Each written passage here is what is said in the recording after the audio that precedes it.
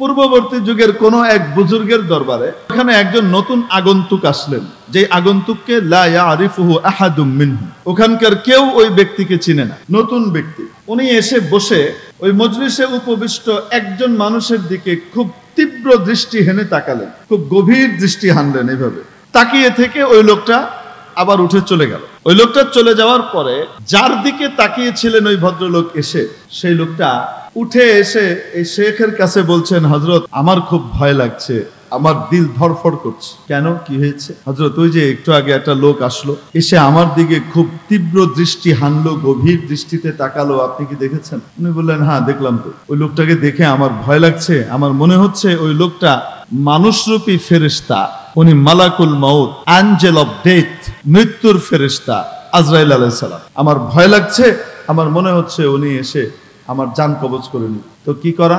হযরত আপনি একটু ব্যবস্থা করে দেন, আমাকে অমুক দ্বীপে পাঠিয়ে দেন। যেই দ্বীপের কথা বলছে সেই দ্বীপের দূরত্ব এখান থেকে 8 দিনের বেশি লাগে, আর সাধারণ বাহনে গেলে সেটা প্রায় মাসখানিক লাগে। এত দূরের দ্বীপ, সমুদ্রের মাঝখানে, ওইখানে পাঠিয়ে দেন। উনি বললেন, আমি কিভাবে পাঠাবো? বলে, আপনি হাওয়াকে আদেশ করেন, বাতাসকে বলেন। উনি বললেন, বাতাস কি আমার কথাই চলে যে আমি বললেই বাতাস নিয়ে যাবে? ওই ভদ্রলোক নাছোড় বান্দা, সে বলছে, হযরত বাতাস আপনার কথাই চলে না, কিন্তু আপনি যেই মনিবের কথা মেনে চলেন, বাতাস সেই মনিবের কথা মানে। অতএব আপনি আপনার মনিবকে, আল্লাহকে বলেন, আল্লাহ বাতাসকে আদেশ করবে। আপনি আপনার মনিবকে, আল্লাহকে বলেন, উনি বাতাসকে আদেশ করবেন, বাতাস আমাকে ওইখানে নিয়ে যাবে। মৃত্যুর ভয়ে সে কোনো পন্থা বাদ দিচ্ছে না, হুজুর যত এড়ায় সে তত আঁকড়ে ধরে। যাই হোক, ওই আল্লাহ তাআলার কাছে দোয়া করলেন, আয় মাওলা, তোমার এই বান্দা দুর্বল, সে বড় ভয় পাচ্ছে, তুমি তার ভয়টা, তার রওটা দূর করে দাও, তাকে তুমি ওখানে অমুক দ্বীপে পৌঁছিয়ে দাও। আল্লাহ ওয়ালা দোয়া করেছেন, মাওলায়ে পাক কবুল করেছেন। সাথে সাথে তার ফলাফল দেখা গেল যে হঠাৎ একটা ঘূর্ণিবায়ু আসলো, বাতাস এসে ওই লোকটাকে ওখান থেকে উঠিয়ে নিয়ে চলে গেল। চলে যাওয়ার পরে বেশ কিছুক্ষণ পর, ওই লোকটা চলে যাওয়ার কিছুক্ষণ পরে, ওই যে ব্যক্তি, যেই ব্যক্তি তীব্র দৃষ্টি হেনেছিল এই লোকটার দিকে, ওই লোকটা আবার মজলিসে এসেছে। মনে আছে তো আপনাদের? যার দৃষ্টির ভয়ে এখান থেকে অমুক দ্বীপে চলে গেছে, প্রায় মাসখানিকের দূরত্বের দ্বীপ, আর দ্রুতগামী বাহনে গেলে 8 দিনের দূরত্বের দ্বীপে চলে গেছে। সেখানকার ওই লোকটা আবার এসেছে। আসার পরে বুজুর্গ তাকে ডাকলেন, কাছে ডেকে বললেন, বাবা ভাই, তুমি এ কি করলা? তুমি আসলা মসজিদে, মজলিসের একটা আদব আছে, মানুষকে কষ্ট দিতে নাই, তুমি এমন তীব্র দৃষ্টি হানলা লোকটার দিকে, লোকটা ভয় পেয়ে গেল, সে মরণ ভয়ে ভীত হয়ে গেল।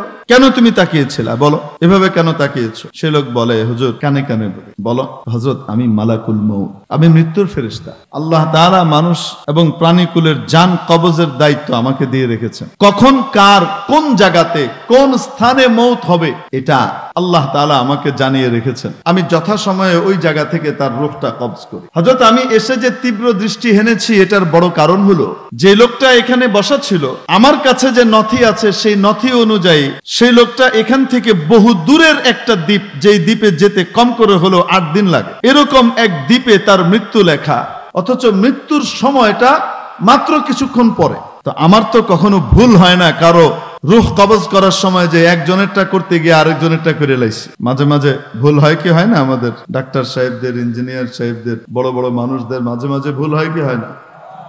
একটা কাটতে গিয়ে ভুলে আরেকটা কেটে ফেলছে, পোঁচ আরেকটায় লেগে গেছে, এরকম হয় কি হয় না? তিনি বলছেন, আমার তো কখনো ভুল হয় না, কিন্তু আমি মিলাতে পারছিলাম না, যেই লোকটার মৃত্যু মাত্র কিছুক্ষণ পরে, কয়েক মিনিট পরে, এত দূরের এক দ্বীপে লেখা, যেখানে যেতে মিনিমাম 8 দিন সময় লাগে, এই লোকটা ওখানে যাবে কিভাবে? আদৌ কি সেই লোকই, নাকি আমি ভুল করছি, অন্য কাউকে করছি? এজন্য আমি এখানে এসে খুব ভালোভাবে তীব্র দৃষ্টি হেনে তাকে দেখেছি।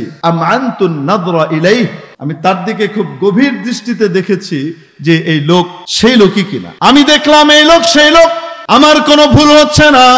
আমি আমার আদেশ পালনের জন্য, মাওলা আমাকে যে আদেশ করেছেন সেটা পালনের জন্য যথাসময়ে যথাস্থানে থাকা আমার দায়িত্ব, তাই আমি সেখানে পৌঁছে গেলাম।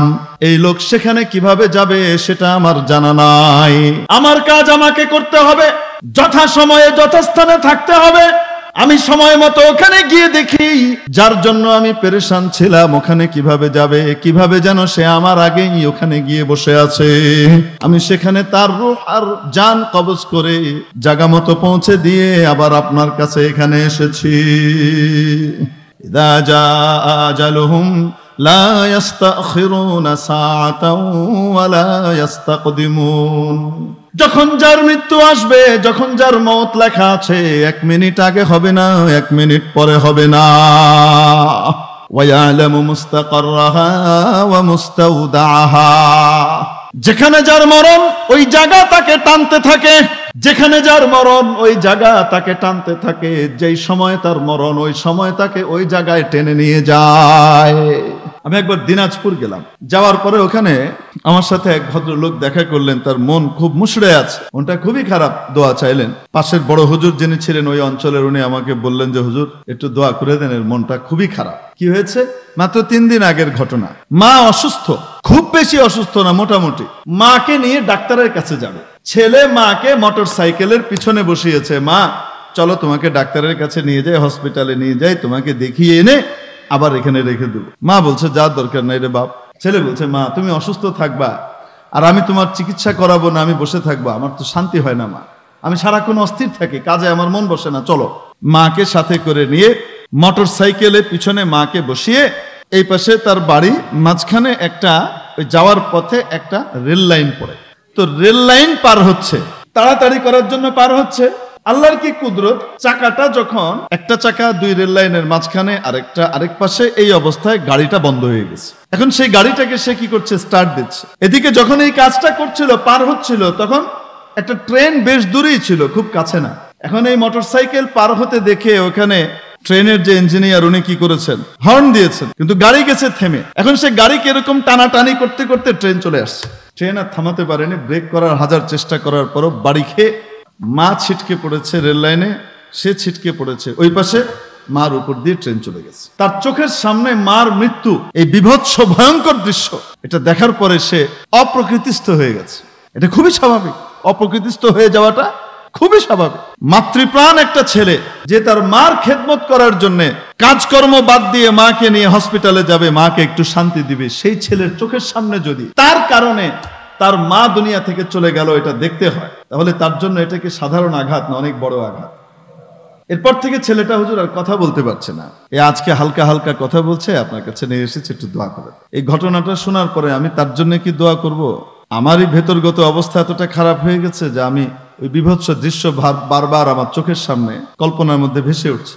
কেমন হয়েছে? তো মেরে মোহতারাম দোস্ত আজিজও, বাড়িতে যখন ছিল তখন তো অসুস্থ ছিল, সুস্থতার বাহানায় ওখান থেকে নিয়ে আসা হলো, সুস্থতার জন্য ওখান থেকে নিয়ে আসা হলো। এই সুস্থতার হয় নাই, জায়গা মতো তার মরণ হয়ে গেছে, মৃত্যু হয়ে গেছে। মানুষের মরণ এবং তার রিজিক, মানুষের কবরের মাটি এবং তার রিজিক তাকে তালাশ করতে থাকে। যখন যার যেখানে মরণ লেখা আছে সেখানে তাকে পৌঁছানো লাগে, রিজিক তাকে তালাশ করে। এই দুটো জিনিস এখানে একসাথে আল্লাহ তাআলা বলে দিয়েছেন। ওয়া ইয়ালামু মুস্তাকাররাহা ওয়া মুস্তাওদাআহা। কোথায় সে অবস্থান করে সেই অবস্থানস্থল তিনি জানেন, মৃত্যুর পরেও তাকে কোথায় রাখা হবে সেটাও তিনি জানেন। दो चीज आदमी रा कशद जोर जोर, दो चीज आदमी रा कशद जोर जोर, ये के आबदाना दिगर खाके गो। हजरत मुस्लिउद्दीन शिराजी रहमतुल्लाह अलैहि, हजरत शेख सादी रहमतुल्लाह अलैहि বলেন, দুটো জিনিস মানুষকে অতি জোরালো ভাবে আকর্ষণ করতে থাকে, টানতে থাকে। একটা হলো তার দানা পানি, যেখানে তার দানা পানি লেখা আছে সেখানে যথাসময়ে তাকে যাওয়াই লাগবে। 2 নম্বর হলো তার কবরের মাটি, কখন কার ডাক আসবে আমরা জানি? আসতে বলেন।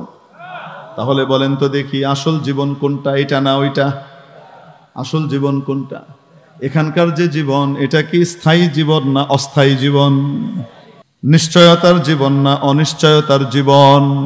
কখনকার ডাক আসবে বলা যায় না, যে কোনো সময় ডাক আসতে পারে। তাহলে নিশ্চয়তা আছে? 1 মিনিটের নাই ভরসা। আমরা ছোটবেলায় এক ঘটনা শুনেছিলাম, একটা নাকি গান ছিল 1 মিনিটের নাই ভরসা। এটা গাবার জন্য একজন শিল্পী নাকি সকলের সামনে উঠে এটা গাইতে গিয়েছেন। 1 মিনিটের নাই ভরসা, গানটা মৃত্যু সংক্রান্ত, মৃত্যু নিয়ে লেখা। আল্লাহর কি কুদরত, যিনি গানটা গাইতে উঠেছেন তিনি এই পংক্তিটা গেয়েছেন, তারপরে ওখানেই আছড়ে পড়ে ওখানেই মারা গেছেন। 1 মিনিট যায় নাই। কথাটা অবাস্তব না বাস্তব? 1 মিনিটের ভরসা নাই। অথচ যেটার কোনো ভরসা নাই সেটার জন্য কত রকমের প্ল্যান, প্রোগ্রাম, পরিকল্পনা আমরা একের পর এক করে যাচ্ছে। কত ফিকির, কত মেহনত, কত চেষ্টা, কত শ্রম দিচ্ছি, অথচ যে জন্য শ্রম দিচ্ছি সেই বিষয়টা অর্জন করতে পারবো এটার কোনো নিশ্চয়তা নাই। হযরত ইমাম খলিল ইবনে আহমদ রহমতুল্লাহ আলাইহি বিখ্যাত বুজুর্গ তাবেঈ ছিলেন।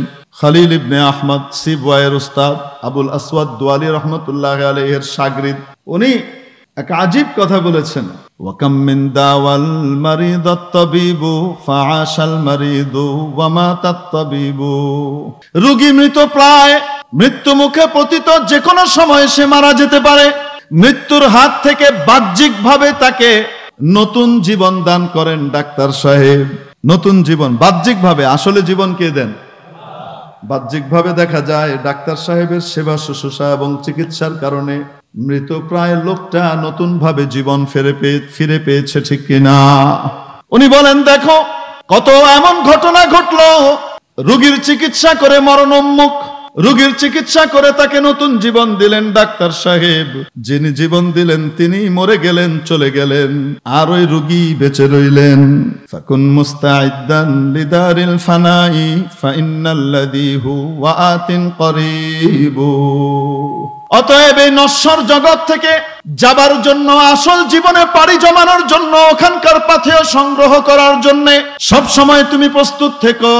ও গাফেল, ও অসতর্ক, তোমার অসতর্কতার সাথে যেন তোমার মৃত্যুটা এখানে চলে না আসে। এমন অবস্থায় তুমি তোমার আসল জীবনে পাড়ি জমালা যখন তুমি অসতর্ক, ওখানকার জন্য কোনো প্রস্তুতি নাও নাই।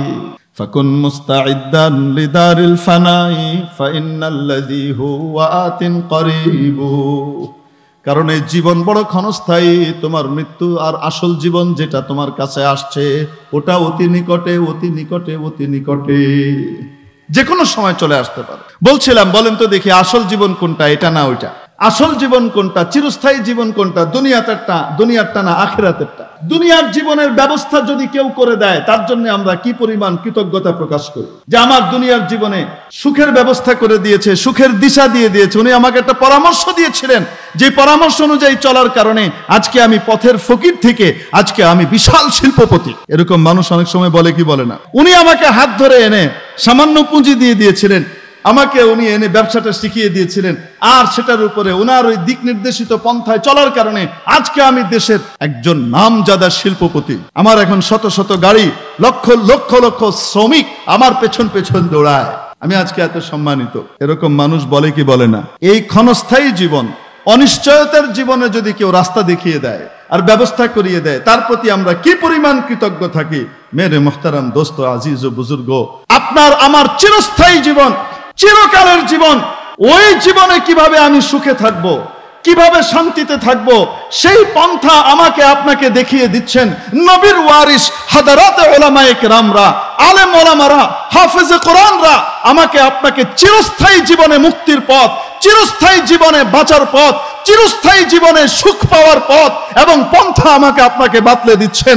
এবং এই বাতলে দেওয়ার জন্য ওনারা নিজেদের জীবন, যৌবন, বার্ধক্য, পৌরত্ব সবকিছু মাদ্রাসার মধ্যে, মসজিদের মধ্যে বিলীন করে দিচ্ছেন। আপনার আমার পেছনে মেহনত করতে করতে কিভাবে আমরা দুনিয়া থেকে বেঁচে আখিরাতমুখী হই, কিভাবে আমরা আসল জীবনে সুখ লাভ করতে পারি, দুনিয়ার জীবনে নীতির জীবন, সুখের জীবন, দুর্নীতিমুক্ত জীবন আমরা অর্জন করতে পারি, এটার জন্য মেহনত করেন, নিরলসভাবে চেষ্টা করেন আলেম ওলামারা, উম্মত এবং জাতির রাহবররা। ঠিক ঠিক তারা আমাদের চিরকালের মুক্তির ব্যবস্থা করিয়ে দেন, দেখিয়ে দেন। রাসূলের নির্দেশনাগুলো আমাদেরকে শুনিয়ে দেন, শুধু শুনিয়ে দেন না, প্র্যাকটিক্যালি আমাদের পেছনে দিন রাত নিরলস মেহনত করে শ্রম দিয়ে আমাদেরকে জান্নাতমুখী করে দেন, জান্নাতের মালিক বানিয়ে দেন। তাদের প্রতি আমাদের কৃতজ্ঞতা বোধ কি পরিমাণ আছে আমার আপনাকে একটু যাচাই করে দেখা দরকার। যদি ওদিকে কৃতজ্ঞতা না থাকে আর মনে করি মাদ্রাসায় 2-4টা টাকা দিয়েছি, আমাদের টাকায় মাদ্রাসা চলে, নাইলে তারা খাইতো কেমনে, পড়তো কেমনে, আমার চেয়ে নিমক হারাম তাহলে আর কেউ নাই, আমার চেয়ে অকৃতজ্ঞ তাহলে আর কেউ নাই। আমি বলছিলাম আপনাদেরকে, মনে আছে তো ওই যে বদল্লা, মনে নাই? বদল্লা কাকে বলো? কামলা। কামলা যে খেতে কাজ করে, তার দুপুরের খাবারের দায়িত্বটা কে নেয়? গৃহস্থ নেয়, বাড়িওয়ালা নেয়। কেন? যদি সে ওই খাবারের দায়িত্বটা সে নেয়, তাহলে দুপুর বেলায় খাবার দাবার রান্না করতে আর খাইতে খাইতেই কামলাদের টাইম যাবেগা, তাহলে কাজ নষ্ট হবে, কাজ পড়ে থাকবে। বলেন না কেন? এটা একজন গৃহস্থ বুঝে যে আমার জন্য খাটতেছে, আমার কাজটা করে দিচ্ছে, তার জন্য তার খাবার দাবারের ব্যবস্থাটা করার দায়িত্ব আমার, না হলে আমার ক্ষতি। মেরে মুহতারাম দোস্ত, আমার আপনার চিরস্থায়ী জীবন, আখিরাতের জীবন, শুধু তাই না, দুনিয়ার জীবনেও কিভাবে সুখ শান্তি সফলতা পাবো, নবী পাক সাল্লাল্লাহু আলাইহি সাল্লামের তরিকা অনুযায়ী চলার মাধ্যমে কিভাবে দুনিয়ার জীবনে আমি সুখময় জীবন লাভ করব, আখিরাতের জীবনটাও আমার সুখের হবে, এই মেহনত করার জন্য আলেম ওলামা আমার আপনার পিছনে, আমার আপনার জন্য কাজ করে যাচ্ছেন। তাহলে তাদের খাবার দাবারের এবং অন্যান্য দায় দায়িত্বগুলো নেওয়ার জিম্মাদারি কাদের? ওনাদের না আমাদের? আমরা যদি সেই দায়িত্ব পালন না করি, তাহলে মনে রাখতে হবে যে আমরা নিজেরাই ক্ষতিগ্রস্ত হব। বুঝাইতে পারি নাই মনে হয়। মেরে মুআজ্জাজ হাজিরিন, বলছিলাম ওই যে বদল্লা, উনি উদাহরণ দিচ্ছিলেন, মাওলানা ফরিদ উদ্দিন আল মুবারক সাহেব জিদা মজদুহ উদাহরণ দিচ্ছিলেন যে ওনাদের এলাকায় একবার এরকম কি হয়েছে, এই বদল্লার দল কাজ করতে গেছে, কামলার দল কাজ করতে যাওয়ার পরে দুপুর বেলায় যখন খাবার খাওয়ার জন্য তারা বাড়িতে এসেছে, তো আসার পরে এখানে দেখে বাড়ির যে কর্তা, উনি তো নাই, গৃহকর্ত্রী যিনি, তিনি তো আছেন ভেতরে, তেরা এসে খাবার দাবার চেয়েছে। তো যেহেতু গৃহের যিনি মালকিন, গৃহকর্ত্রী, উনি অত্যন্ত পর্দানুসীন, এজন্য কোনো কথাও বলেননি, শরীর দেখানো তো দূরের কথা, হাত দেখানো তো দূরের কথা, আওয়াজও শোনান নাই। ওরা যা যা চাচ্ছে পর্দার নিচ দিয়ে সব সেগুলা কি করছে, ঠেলে ঠেলে দিয়ে দিচ্ছে। পানি, তো দেখে পর্দার নিচ দিয়ে পানি চলে আসছে, ভাত চলে আসছে, তরকারি চলে আসছে, নুন লাগবে, লবণ চলে আসছে, যা বলে তাই চলে আসে। বুঝতে পেরেছেন? এই পর্দার নিচ দিয়ে সবকিছু আসছে। বিকেল বেলায় ওই হাজী সাহেবের বাড়ির সামনে বিশাল ভিড়। কি ব্যাপার? ভিড় কেন? পুরো এলাকার লোকজন জমায়েত হয়ে গেছে এবং তারা বলছে, হাজী সাহেব, আপনার ছেলে যে বিদেশ থেকে আপনার জন্য একটা ম্যাজিক পর্দা পাঠাইছে, ওটা তো আপনি আমাদেরকে বলেন নেই। তুমি বলতেছে, কিসের ম্যাজিক পর্দা? না, একজন দুইজন না, এই কামলাদের ফুল গ্রুপ এই কথা বলছে, তারা নিজের চোখে দেখছে। হ্যাঁ, আমরা দেখছি যে এই পর্দার কাছে যাই চাওয়া হয় তাই চলে আসে, পর্দার কাছে যাই চাওয়া হয় তাই চলে আসে। ম্যাজিক পর্দা, তারা নাম দিছে কি? ম্যাজিক পর্দা। এই পর্দার নিচ দিয়ে যাই চাওয়া হয় তাই চলে আসে। কেন? আমরা পানি চাইছি, পানি আসছে, আমরা রুটি চেয়েছি, রুটি এসছে, ভাত চেয়েছি, ভাত এসছে, তরকারি চেয়েছি, তরকারি এসছে, আমরা লবণ চেয়েছি, লবণ এসেছে, সবকিছু এসেছে। অতএব এটা ম্যাজিক পর্দা। যখন এই কথা বলেছে, তখন হাজী সাহেব বড় আফসোসের সাথে মাথায় হাত দিয়ে বলতেছে, হায় রে হায়, আমি এমন কামলার দল আনছি যাদের এতটুকু বুঝ বুদ্ধি নাই, যেটা পর্দার থেকে আসে নাই, ও পর্দার পিছনে আরেকটা হাত যে আছে এটার খবরের নাই। বলেন দেখি, এই যে ভাত এসেছে, পানি এসেছে, লবণ এসেছে, তরকারি এসেছে, পর্দার আড়াল থেকে আসলো, পর্দা দিয়েছে নাকি পর্দার পেছনে একটা হাত সক্রিয় আছে? ও আমার প্রিয় ভাইরা, চাকরি একটা পর্দা, ক্ষেত খামার একটা পর্দা, ব্যবসা বাণিজ্য পর্দা, রিজিকের যতগুলো মাধ্যম আমরা দেখি এগুলা সব এক একটা পর্দা। এই পর্দার পেছন থেকে আমার আপনার জন্য রিজিক সরবরাহ করেন, জোরে বলুন কে? আরো আস্তে কে? সেই রব্বুল আলামিন, তিনি আমাদের সকলের রিজিক দাতা, ঠিক কিনা? আস্তে বলুন, রিজিক দাতা কে? যখন আমাদের যা দরকার তখন যিনি সেটা সরবরাহ করেন যথাসময়ে, সেই সত্তার নাম হলো রব। মনে আছে না নাই? আমাদের রব কে? আমাদের সৃষ্টিকর্তা কে? আল্লাহ। দেখেন, যখন একটা বাচ্চা জন্ম নেয় তখন তার শরীরের পুষ্টি, তার শরীরের বৃদ্ধি, এটা আল্লাহ তাআলা রেখে দিয়েছেন তার মায়ের বুকের দুধের মধ্যে, ঠিক কিনা? মায়ের যে দুধ, সেই দুধের মধ্যে আল্লাহ তাআলা তার পুষ্টি রেখে দিয়েছেন, তার শারীরিক বৃদ্ধি ওখানে রেখে দিয়েছেন। তো যখন শিশু জন্ম লাভ করে তখন তার মুখে দাঁত থাকে, তো দাঁত থাকে না? বড় বড় দাঁত নিয়ে আসছেন, এরকম হয় না। কেন? এখন তার দাঁতের দরকার নাই, এখন তার দাঁতের দরকার, এখন দাঁত না থাকা দরকার। কারণ যদি ওই সময় দাঁত থাকে তাহলে মায়ের স্তনে শিশু না বুঝে কামড় দিবে, ওই জায়গাটা আহত হয়ে গেলে, ক্ষত বিক্ষত হয়ে গেলে আর দুধ খাওয়াতে পারবে না মা। যখন বাচ্চা একটু বড় হয়, 6 মাস 7 মাস হয়ে যায়, 8 মাস 9 মাস হয়ে যায়, আস্তে আস্তে তার ছোট ছোট দুটো দাঁত দেখা দেয়, উপরে নিচে দুধ দাঁত দেখা দেয় কিনা? 6 মাস 7 মাস পর থেকে শিশুকে দুধের সাথে সাথে হালকা হালকা অন্যান্য খাবারও দিতে হয়, বলেন না কেন? যখন 2 বছর হয়ে যায়, এই বাচ্চা এখন মাছ মাংস খাওয়ার যোগ্যতা লাভ করে, এখন তার গোশত খেতে হয়, মাছ খেতে হয়, বিভিন্ন খাবার দ্বারা তার শরীরের অপূরণীয় বিষয়গুলো পূর্ণতা পাবে। এজন্য ওই সময় তার গোশত খাবার জন্য বড় বড় দাঁত দরকার, এজন্য তার মাড়ির দাঁতগুলো আস্তে আস্তে উঠে যায়। যখন যেটা দরকার তখন যেটা সরবরাহ করেন, যথাসময়ে যিনি সরবরাহ করেন সেই সত্তার নাম কি? শুধু সৃষ্টি করেই ছেড়ে দেন নাই, বরং সৃষ্টির পরে যথাসময়ে যখন যেটা দরকার ওটা পাঠিয়েছেন। যার জন্য যেটা দরকার ওটা পাঠিয়েছেন, যার জন্য দরকার নাই পাঠান নাই। যখন একটা পুরুষ 15, 16, 17 বছরে উপনীত হয়, তখন তার চোয়ালের চারিপাশ দিয়ে আস্তে আস্তে লোমগুলো বড় হতে থাকে, দাড়ি বেরিয়ে আসে। বলে না কেন? আসে কি আসে না? ছোটবেলায় 1000 চেষ্টা করলেও দাড়ি বেরোবে না। এখন তার দাড়ি আসা দরকার, তার পৌরুষের সময় এসেছে। এই সময়ে তার বিভিন্ন ফিতনা থেকেও তাকে বাঁচতে হবে, এবং এখন তার সৌন্দর্য ওই দাড়ির মধ্যে। এজন্য যথা সময়ে তার দাড়ি আল্লাহ সরবরাহ করেন। নারীকে করেন নাকি? বলেন না কেন? নারীকে করেন না। কাকে দেন? এটা পুরুষকে দেন, ছোটবেলায় দেন। একবার দাড়ির বয়ান করছে এক হুজুর, বয়ান করার পরে এক লোক বড় যুক্তিবাদী, সে উঠে দাঁড়িয়ে বলেছে, দাড়ি তো জন্মের সময় ছিল না, অতএব এটা একটা অপ্রয়োজনীয় বিষয়, এটা রাখতেও পারে কেউ, নাও রাখতে পারে, আমি দাড়ি রাখবো না। দাড়ি তো আর জন্মের সময় ছিল না, যেটা ছিল না ওটা কেন থাকবে? তো এই কথা বলার পরে হুজুর বড় আলেম ছিলেন এবং কর্তৃত্ব পরায়ণ মানুষ ছিলেন, উনি বললেন, এক কাজ করো, এই একটা হাতুড়ি নিয়ে আসো। তো সবাই জিজ্ঞেস করে, কি ব্যাপার, হাতুড়ি কেন আনতে বলতেছে হুজুর?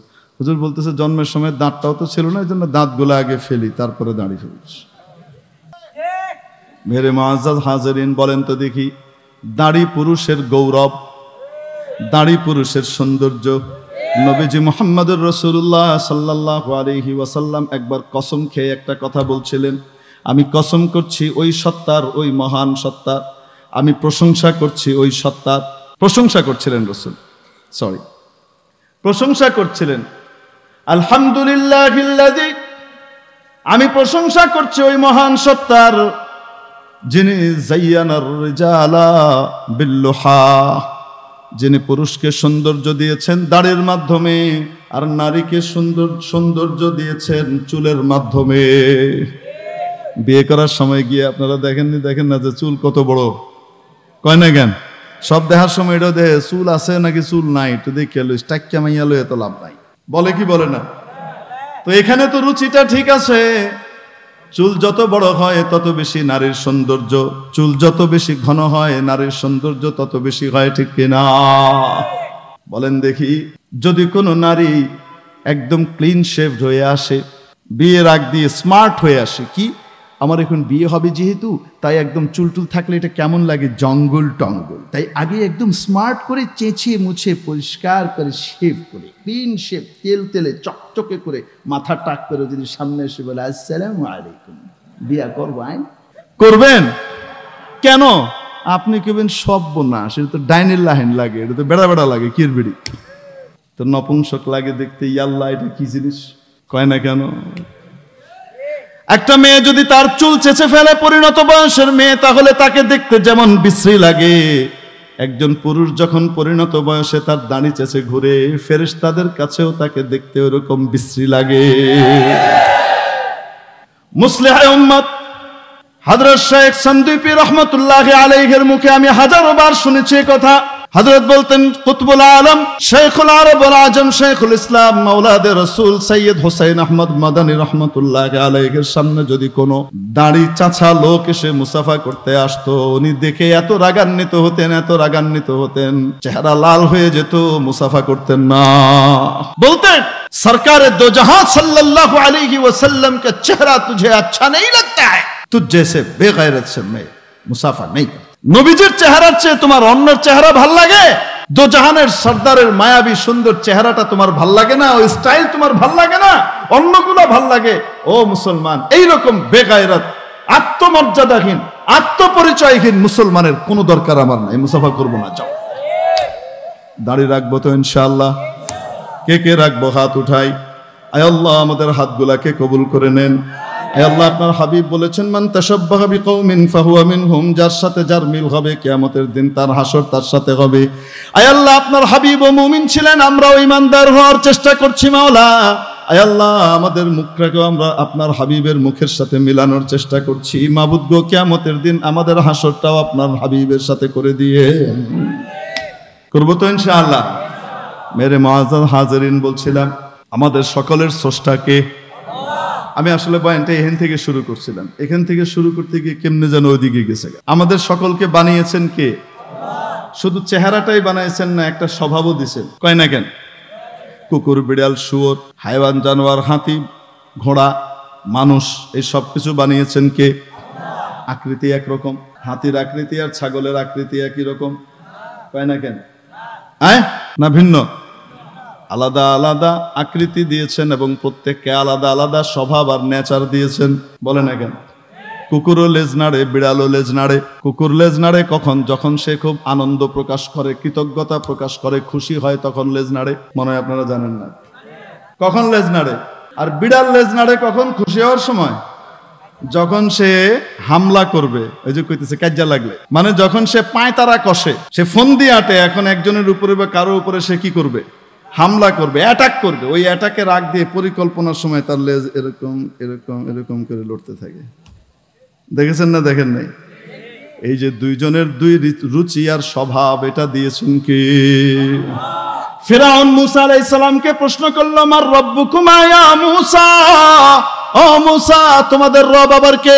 আমি তো বড় খোদা, আবার রব কেডা? হযরত মূসা আলাইহিস সালাম জবরদস্ত উত্তর দিলেন, ওরে ফিরআউন তুই নিজেকে খোদা দাবি করিস, মুখে বলতেছে না কিন্তু কথাটার অর্থ হলো এটা, খোদা দাবি করিস। আরে খোদা দাবি করিস, তুই তো জানিস এদেরকে তুই বানাস নাই, তোরেও তুই বানাস নাই, তোরেও তো একজন বানাইছে, সেটাকে তো তুই আবার কই থেকে খোদা হইলি? বানাইছে কেডা? যিনি বানাইছেন তিনি মালিক। এবং শুধু তাই না, উনি যেমন বানাইছেন যথাসময়ে সবকিছু সরবরাহ করেন উনি, ঠিক কিনা? قال ربنا الذي أعطى كل شيء خلقه ثم هدى, বললেন আমাদের রব তো হলো সেই মহান সত্তা যিনি প্রতিটি সৃষ্টিকে আলাদা আলাদা আকৃতি দিয়েছেন এবং প্রত্যেককে আলাদা আলাদা নেচার আর স্বভাব দিয়েছেন। বলেন না কেন? আগুন বানিয়েছেন কে? পানি বানিয়েছেন কে? আগুনের কাজ হলো পুড়িয়ে দেওয়া, জ্বালিয়ে দেওয়া। পানির কাজ হলো জ্বালানো বন্ধ করা। বলে না কেন? এই বিপরীত রুচিটা দান করেছেন কে? এখন যদি কেউ বলে না আকাশ থেকে শুধু বৃষ্টি কেন হবে, এটা ইনসাফের যুগ, আমরা সম অধিকার চাই, আকাশ থেকে যেমন পানির বৃষ্টি হয় আগুনেরও একটা মর্যাদা আছে, এক মাস আগুনেরও বৃষ্টি হওয়া উচিত। যদি কেউ এরকম দাবি করে, এই দাবি, এই সম অধিকারের দাবি, এটা কি প্রাকৃতিক দাবি না অপ্রাকৃতিক দাবি? এটা কি বাস্তব দাবি না অবাস্তব দাবি? এটা কি সুস্থ মস্তিষ্কের সুস্থ মানুষের দাবি না পাগলের দাবি? কারণ নেচার দিয়েছেন কে? এক একটার নেচার এক এক রকম। বৃষ্টি হলে কত সুন্দর ফল ফলাদি তৈরি হয়, আগুনের বৃষ্টি হলে তো সব ধ্বংস হয়ে যেত, এক মাস লাগতো না, এক সপ্তাহ বৃষ্টি হইলে আর খুঁজে পাওয়া যেত না কাউকে। আগুনের বৃষ্টি হলে আল্লাহ আল্লাহ আল্লাহ বলেন দেখি, নারীকে তৈরি করেছেন কে? পুরুষকে তৈরি করেছেন কে? বলেন দেখি, ছাগলকে তৈরি করেছেন কে? আমি 10 মিনিটে শেষ করছি। আজ মাছকে তৈরি করেছেন কে? স্বভাব এক না ভিন্ন? মাছকে বলেছেন পানিতে থাকবি, ওখানেই তোর শান্তি, তোর নেচারটা পানির মতো করে বানানো হয়েছে, পানির উপযোগী করে বানানো হয়েছে। ছাগলকে বলে দিচ্ছেন লেদবি চেনবি কাঁঠাল পাতা খাবি কিন্তু ডাঙ্গায় থাকবি, পানিতে যাবি না। কয় না কেন? ছাগলও মানতেছে তার রবের কথা, মাছও মানতেছে তার রবের কথা। যাকে যেই নেচার দিয়ে তৈরি করেছেন সেরকম বিধান দিয়েছেন, সে সেই বিধান অনুযায়ী আমল করে সুখে শান্তিতে আছে, ঠিক কিনা? এখন যদি কোনো মাছ বলে আমরা এই সমস্ত পরাধীনতা মেনে নিতে পারবো না, আমি স্বাধীন দেশের, স্বাধীন সাগরের, স্বাধীন নদীর স্বাধীন মাছ, পৃথিবীতে কত নতুন নতুন আবিষ্কার হয়েছে, দামি দামি গাড়ি, প্লেন এসেছে, রকেট এসেছে, নভোচারীরা নভোযাত্রা করছে রকেটে করে, আমি এগুলো দেখতে পাচ্ছি না, এটা হতে পারে না, আমার অধিকার আছে, আমি এখন ওখানে যাব। এখন যদি মিছিল করে মাছের দল পানি থেকে বের হয়ে আসে, তাহলে স্বাধীনতা পাবে, শান্তি পাবে, না তিলে তিলে মরবে? ছাগলকেও নেচার দিয়ে দিছেন জমিনে থাকবি, খবরদার যাবি না পানিতে, তোকে এখানকার উপযোগী করে তৈরি করা হয়েছে, তুই এখানে থাকবি, ঠিক কি ঠিক না? তোর কাজ এখানে, পানিতে না। দেখবেন ছাগল আল্লাহর কথা মানে না, মানে না। আপনি দেখবেন ছাগলকে যদি আপনি পানিতে নিতে চান, টেনে নিতে পারবেন তো? হ্যাঁ, টানার কারণে গলায় ফাঁস লেগে চোখ বেরিয়ে আসবে, তারপরেও ছাগল পুকুরে নামবে না, নদীতে নামবে না। তার সামনের পা দুইটাকে এরশাদ সাহেবের লাঙ্গল বানায় দিবে, মাটি ফেড়ে ফেলবে, তারপরেও সে কি করবে না? যাবে না, ঠিক কি ঠিক না? এখন যদি কোনো ছাগল বলে পৃথিবী নামক এই গোলার্ধের 4 ভাগের 3 ভাগ পানি আর 1 ভাগ মাটি, আমাকে এই ক্ষুদ্র 1 ভাগের মধ্যে বন্দি করে দেওয়া হয়েছে, আমি এখানে থাকবো না, আমি এখন সাগরে নেমে পানির ভেতরে গিয়ে নতুন নতুন আবিষ্কার দিই, এই ছাগল বাঁচবে না তিলে তিলে মরবে? নারী আর পুরুষকে তৈরি করেছেন কে? পুরুষের নেচার আর নারীর নেচারের ভিতরে পার্থক্য আছে না নাই? স্বভাবের মধ্যে পার্থক্য আছে না নাই? একটা নারী শিশু, একটা ছোট্ট বাচ্চা শিশু, মেয়ে শিশু আর একটা ছেলে শিশু, 2-2.5 বছরের 2টা বাচ্চার কোলের মধ্যে আপনি 2টা বল দিয়ে দিয়েন, ছেলেটা বল নিয়ে এটা লাথি মারবে, উপর থেকে ছিঁড়ে মারবে, আর মেয়েটা বলটা নিয়ে কোলের ভিতরে এরকম করে ধরবে। করে কি করে না? কেন? তাকে নেচার দেওয়া হয়েছে, মাতৃত্বের নেচার, আগলে রাখার নেচার, হেফাজত করার নেচার, ভালোবাসার নেচার, যার কারণে তার ভিতরে এই মাতৃত্বের স্বভাব প্রবল। তাই একটা বল যেটা ছুঁড়ে মারার মতো, তাও সে ছুঁড়ে মারতে পারে না, সেটাকে সে কোলে তুলে রাখে। এই নেচার দিয়েছেন কে? এই স্বভাব তৈরি করেছেন কে? যিনি স্বভাব তৈরি করেছেন তিনি জানেন কে কোন জায়গার উপযুক্ত। এজন্য নারীকে তৈরি করেছেন বাহিরের জন্য নয়, নারীকে তৈরি করেছেন ঘরের জন্য। তাই মাওলা আদেশ করেছেন 22 নম্বর পারার 1ম পৃষ্ঠায় আল্লাহর আদেশ, ওয়াকারনা ফি বুয়ুতিকুন্না, ও নারীরা তোমরা তোমাদের বাড়ির মধ্যে অবস্থান করো, বাইরে যেও না। এই আদেশটা মোল্লার না আল্লাহর? আরো আস্তে কার? মোল্লা যে আদেশটা শোনায় নিজের থেকে শোনায় না, আল্লাহর বাণী শোনায়। ওয়াকারনা ফি বুয়ুতিকুন্না, ও নারীরা তোমাদের বাড়ির মধ্যে থাকো, বাইরে যেও না, বাইরে যেও না, বাইরে যেও না। একান্ত কোনো প্রয়োজনে যদি বাইরে যাওয়াই লাগে, পরপুরুষের সামনে যদি একান্ত কোনো কারণে যাওয়াই লাগে, জাহিলি যুগের নারীদের মতো এক্সপোজ করে খোলামেলা হয়ে বের হয়েও না, বরং ঢেকে ঢুকে বের হও। ওয়ালা তাবাররাজনা তাবাররুজাল জাহিলিয়াতিল উলা। কিভাবে বের হবে? এই সূরার শেষ অংশে মাওলা আদেশ করেন, ইয়া আইয়ুহান নাবিয়্যু কুল লিআজওয়াজিক, ও নবী আপনি আদেশ করেন আপনার স্ত্রীদেরকে, ওয়া বানাতিক আপনার নারীদের, আপনার মেয়েদেরকে, ওয়া নিসাইল মুমিনিন এবং ঈমানদারদের নারীদেরকে আদেশ করেন, বলে দেন ইউদিনিনা আলাইহিন্না মিন জালাবিবিহিন, যেন তারা তাদের উপরে তাদের জিলবাবগুলোকে লটকে দেয়। যদি বাইরে যেতে হয় জিলবাব লটকিয়ে যেতে বলেছে। এই আদেশ কার? জিলবাব কি জিনিস বলবো? এমন বড় চাদর জাতীয় কাপড় যেটার মাঝখানটা মাথার উপরে রাখলে চারিদিকের প্রান্ত তার নিচের পা পর্যন্ত ঢেকে দেয়, এরকম কাপড়কে কি বলে? তাহলে বোরকার বিধান কি মোল্লার না আল্লাহর? আসতে বলেন কার? যদি এটা না করো তাহলে বিপদে পড়বা। বাইরে যাওয়ার সময় যদি প্রোটেকশন না নাও তাহলে বিপদে পড়বা, অশান্তিতে ভুগবা, তুমিও অশান্তিতে ভুগবা, অন্যকেও অশান্তিতে ফেলবা, ঠিক কিনা? এজন্য বলেন দেখি, একজন সুস্থ সুন্দর ভালো মা একটা সুন্দর জাতি উপহার দেয়। মায়ের কাজ সাধারণ নয়। মায়ের কাজ হলো শিশুকে এমন সুন্দর করে বড় করে তোলা, এমন আদব কায়দা শিক্ষা দেওয়া। বাচ্চা তখন খালি শিখে আর শিখে, তার মায়ের সংস্পর্শে থেকে এত ভালো মানুষ সে হবে, জগতের জন্য বড় একটা সম্পদ হবে, ঠিক কিনা? সোনার মানুষ ছাড়া সোনার দেশ গড়া যাবে, কয় না কেন? সোনার মানুষ ছাড়া সোনার দেশ গড়া যাবে না? সোনার মানুষ লাগবে। সোনার মানুষ কোথায় তৈরি হয়? মার কোলে। সর্বপ্রথম কার কোলে? মা যদি চাকরিতে চলে যায়, মা যদি এখানে ওখানে ঘোরাফেরা করে আর ফুটবলে লাথি মেরে বেড়ায়, তাহলে সন্তান আর যাই হোক না হোক জুনায়েদে বাগদাদি হবে না। মা বাবার খেদমত গুজার সন্তান হবে না, ঠিক কিনা? হযরত বাইজিদ ছোট্ট এক বাচ্চা, মাদ্রাসার মক্তবে আসা যাওয়া করে, পড়ে। এই 5-6 বছরের একটা বালক মাদ্রাসায় পড়ে, ঈমান আমলের কথা শিখে, আল্লাহর কথা শিখে, মা বাবার খেদমতের কথা শিখে মাদ্রাসায়। বাড়িতে আসছে, মা অসুস্থ। রাতের বেলায় হঠাৎ পানি চেয়েছেন, বাইজিদ একটু পানি দাও। বাইজিদ দৌড় দিয়ে গিয়ে পানি নিয়ে আসছেন, মাকে দিবেন। বাইজিদ মাথার পাশে দাঁড়িয়ে আছেন, সারা রাত দাঁড়িয়ে আছেন, মাকে জাগায় না। যদি জাগায় মায়ের কষ্ট হতে পারে আর ঘুম নাও আসতে পারে। আর যদি আমি পানি রেখে বসে যাই, মার ঘুম ভেঙে যদি পানি চান, হয়তো আমি তখন ঘুমিয়ে যাব, মার কষ্ট হতে পারে, যথাসময়ে পানি দেওয়া যাবে না, বসে থাকলে ঘুম এসে যাবে। তাই মায়ের শিয়রের কাছে এই ছোট্ট বালকটা দাঁড়িয়ে দাঁড়িয়ে সারা রাত পার করে দিয়েছে, হাতে পানির গ্লাস।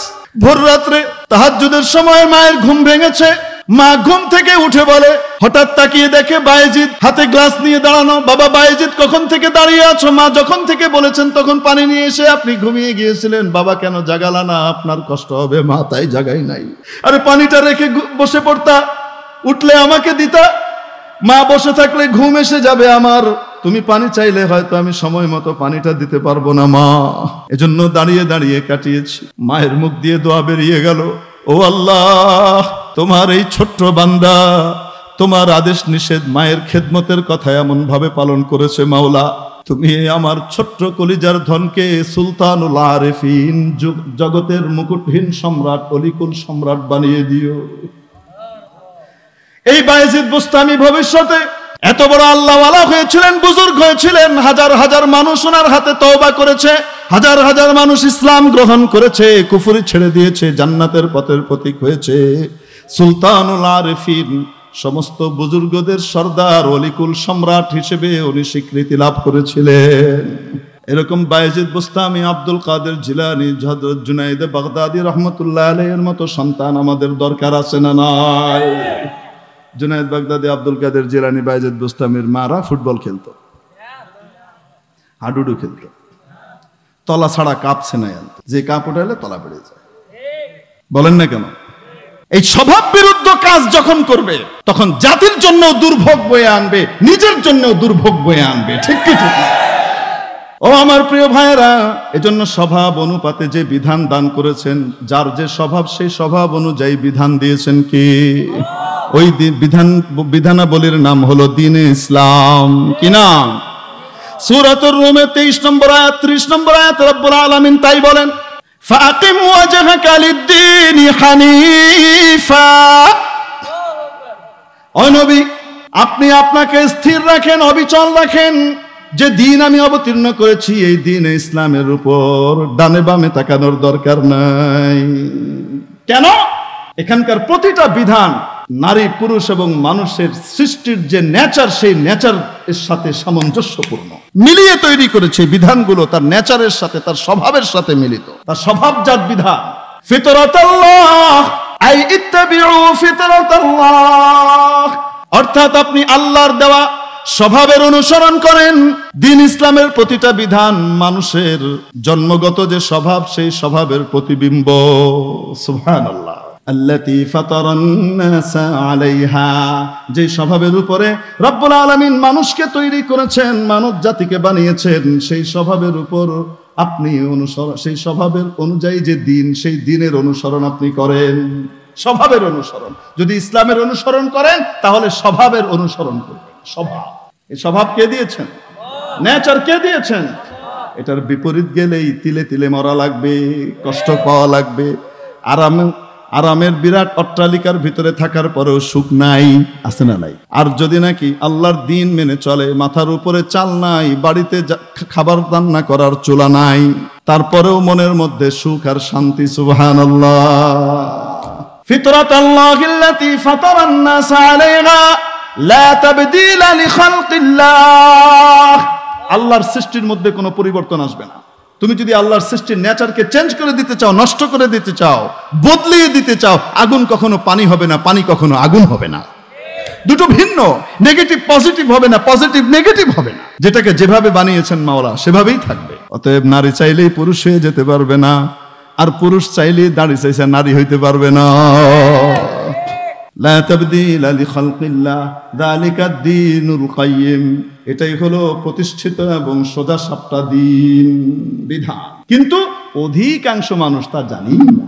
ইসলামের বিধানগুলো যে স্বভাবজাত বিধান, এটা অধিকাংশ মানুষ জানেই না। আল্লাহ বলেন জানেই না অধিকাংশ মানুষ, যেটা স্বভাবের সাথে সামঞ্জস্যশীল করে বিধান নাযিল করেছেন কে? এজন্য অন্য ধর্মের সাথে ইসলামের কোনো তুলনা চলবে? অন্যগুলো মানব সৃষ্ট, আর এটা শুধু আল্লাহর দেওয়া। ঠিক কি ঠিক না? এজন্য আল্লাহ যেটা দিয়েছেন সেটা নেচার অনুযায়ী দিয়েছেন, আর অন্যগুলোর ভিতরে নেচার বহির্ভূত জিনিসগুলো ঢুকে গেছে। অতএব একটার সাথে আরেকটার কোনো তুলনাই চলবে না। বলেন দেখি, এই নেচারের শিক্ষা, মানুষের স্বভাবজাত এই বিধানের শিক্ষা স্বভাবের ভিতরে যখন থাকে, মানুষ সুখে থাকে, শান্তিতে থাকে। এই শান্তির জিনিসগুলো শেখানো হয় স্কুল, কলেজ, ভার্সিটিতে না মাদ্রাসায়? আসতে বলুন, কোথায়? বলে নিজেদের বাচ্চাদেরকে সুস্থ নাগরিক হিসেবে তৈরি করার জন্য মাদ্রাসায় দেওয়ার দরকার আছে না নাই? এর কোনো বিকল্প বর্তমান জমানায় নাই। যে যাই কোক না কেন, আমি একদম টাইট করেই বলি, নাই। আমাদের যুগে বাংলাদেশে, এই উপমহাদেশে মাদ্রাসার বিকল্প নাই। মানুষ বানানোর জন্য এখন মাদ্রাসার বিকল্প নাই। আগে স্কুলের ভিতরে ধর্মের বিশাল একটা অংশ ছিল, যারা পড়াতেন তারাও ধার্মিক হইতেন। এখন মাশাআল্লাহ হিন্দু শিক্ষক ইসলাম ধর্ম শিক্ষা পড়ায়, সাড়ে সুবহানাল্লাহ। এই দিয়ে ইনশাআল্লাহ দিনদার, পরেজগার, নেককার, নামাজি হয়ে যাবে, তাই না? হ্যাঁ, সিলেবাস চেঞ্জ করতে করতে করতে কই গিয়ে পৌঁছাইছে? শিক্ষাগুরুর মর্যাদা, শিক্ষকের মর্যাদা। একটা কবিতা ছিল কি ছিল না? বাদশাহ আলমগীর কুমারে তাহার পড়াইতো এক মৌলভী দিল্লির, আছে না নাই? সেখানে ঘটনাটা কি লেখা? কবিতার আকৃতিতে লেখা। এত বড় সম্রাট, দিল্লির সম্রাট, যার এরিয়া সাম্রাজ্য কত বড় ছিল? বাংলাদেশ, ভারত, পাকিস্তান, ভুটান, নেপাল, মালদ্বীপ, আফগানিস্তান, বার্মা, এই সবটুকু ছিল মোগল সাম্রাজ্যের অধীনে। এত বড় সম্রাট ছেলেকে পড়তে দিয়েছেন এক মাওলানা সাহেবের কাছে। একদিন গিয়েছেন, হঠাৎ না জানিয়ে যে দেখেন ওস্তাদজি অজু করছে আর শাহজাদা খেদমত করছে। শাহজাদাকে দিয়ে অজুর পানি ঢালাচ্ছেন, শাহজাদা পানি ঢালছে আর হুজুর পা ধুচ্ছেন। বাদশাহ দেখে কিছু বলেননি, চলে এসছেন। একটু পরে খবর দিয়েছেন হুজুরকে, ওস্তাদজিকে সংবাদ দাও। ওস্তাদজি মনে করলেন আজকে মনে হয় কল্লা যায়। সম্রাটের ছেলেকে দিয়ে ঠ্যাং ধোয়াইছি, পানি ঢালাইছি, আজকে গেছে আমার কল্লা। হঠাৎ চিন্তা করলেন, বাদশাহ বাদশাহ হতে পারে, তার ছেলে ছেলে হতে পারে, কিন্তু আমি শিক্ষক, শিক্ষকের মর্যাদা সকলের উপরে। শিক্ষক মানুষ বানায়, অতএব আমার যেটা করণীয় সেটা আমি করেছি, কল্লা গেলে যাবে, আমি মাথা নোয়াবো না। এই চিন্তা করে মাওলানা সাহেব বাদশার দরবারে গিয়ে পৌঁছেছেন। বাদশাহ বললেন, ওস্তাদজি আপনার কাছে পাঠালাম ছেলেটাকে আদব শেখার জন্য, সে তো কিছুই শিখলো না, বেয়াদব হলো। আমি তো বড় হতাশ, আপনার কাছ থেকে তো কিছুই শিখলো না, আদব কায়দা তো শিখলো না। ওস্তাদজি ভেবাচাকা খেয়ে গেছেন, বুঝতে পারছেন না এই কোন দিক থেকে তীর আসতেছে, এই বাতাসের বৃষ্টির ছাট কোন দিকে আসে। আমি তো উত্তর বায়া ধরছিলাম ছাতি, আমি তো দক্ষিণ দিক থেকে আইতেছে। এটা কি কয় বুঝতেছি না তো, একটু খুলে বলুন। বললো আমি দেখলাম আমার ছেলে, আপনি অজু করছেন, সে পানি ঢালছে, আর আপনি আপনার হাত দিয়ে নিজের পা ডলে ধুচ্ছেন। ওস্তাদজি আমি বড় খুশি হতাম যদি দেখতাম আমার ছেলেটা এক হাতে পানি ঢালে, আরেক হাতে তার শিক্ষা গুরুর পায়ের ময়লা ডলে ডলে পরিষ্কার করে দেয়। এটা যদি দেখতাম তাহলে খুশি হতাম। এই আদব এখনো কওমি মাদ্রাসায় আছে, স্কুল কলেজ ভার্সিটিতে আছে তো মাশাআল্লাহ। এটা আগে ছিল আমাদের স্কুলের সিলেবাসে, এখনো আছে তো এই কবিতাটা? হ্যাঁ, এখন নাই তো। এখন যেহেতু নাই তো শিক্ষকের আদব তো ঠিকঠাক মতোই করে, ভিসি শালার দুই গালে জুতা মারো তালে তালে, তো ছাত্র মন পয়দা হইতেছে। আল্লাহ হেফাজত করুন বলি আমিন। তাহলে আমাদের সুসন্তান পয়দা করতে হলে মাদ্রাসার বিকল্প আছে এখন। আল্লাহ আমাদের বাচ্চাদেরকে দিনদার, পরহেজগার, সুস্থ রুচির মানুষ হিসেবে গড়ে তুলবার তৌফিক দান করেন।